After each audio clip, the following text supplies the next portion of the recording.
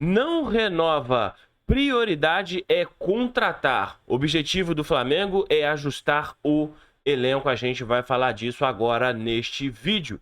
Mas antes eu quero pedir para você que não é inscrito, que se inscreva, acione o sininho das notificações. Não deixe de curtir, de comentar, de compartilhar. Sua participação é fundamental e muito importante.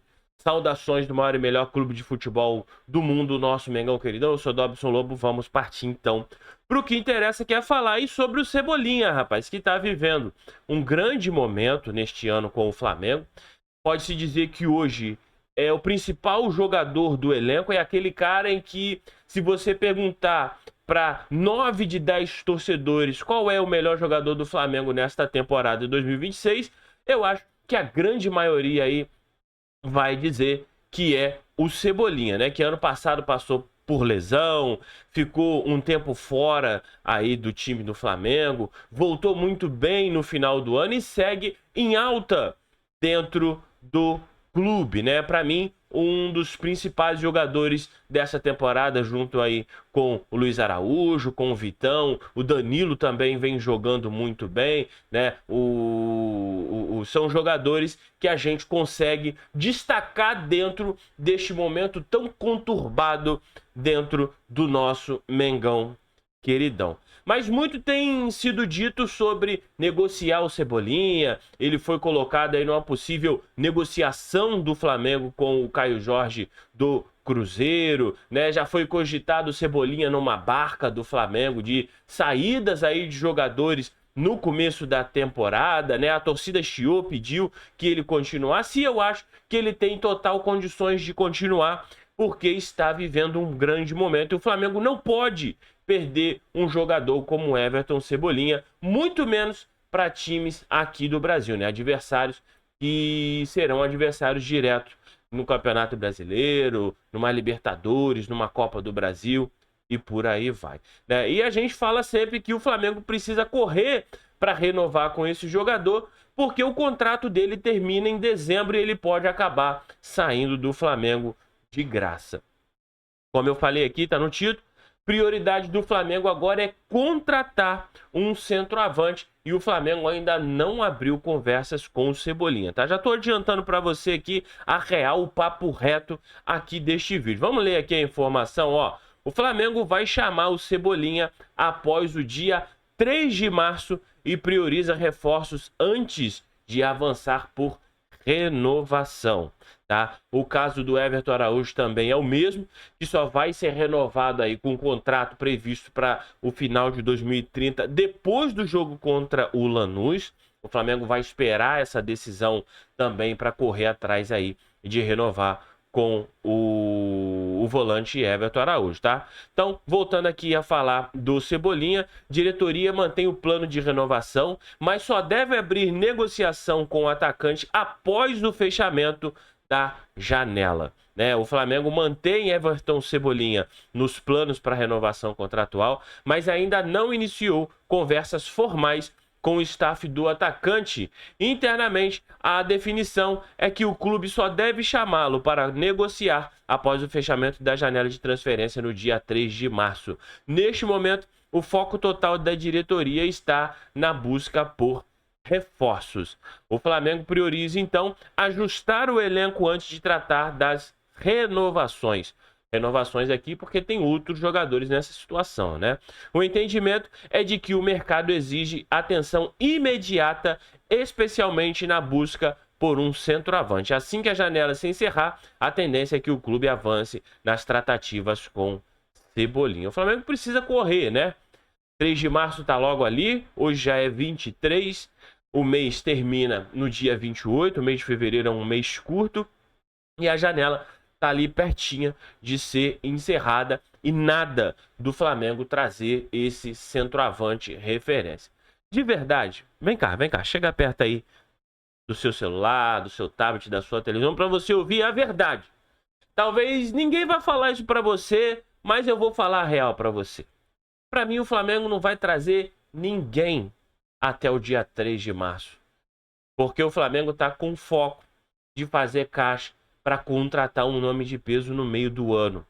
Eu, particularmente, aqui é minha posição, é minha opinião. Eu não acredito que o Flamengo vá contratar ninguém agora.